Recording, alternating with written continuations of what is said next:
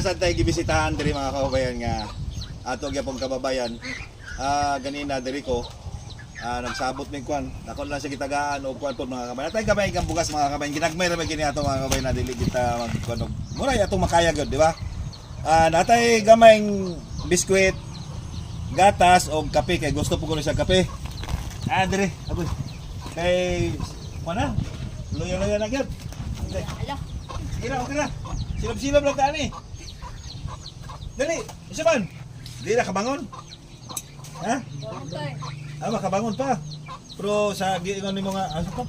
Magugaw na siya siyang magugaw na siya siyang purol, magugaw na siya siyang purol. Namo istorya. Di na kabangon na eh. Bangon ba?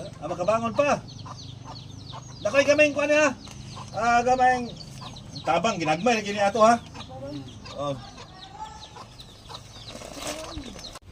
Og dili natin ibutang mga kababayan atong gamayng tabang pud ba. Yawat na lang po ni makadugang-dugang siyang ginagmay. Kapag natin kape. Kape, biskwit o gatas. Kana gatas, kape. Ha? Kaya pagkag. Dagan mo kayo salamat mga kababayan. Dagan kayo salamat.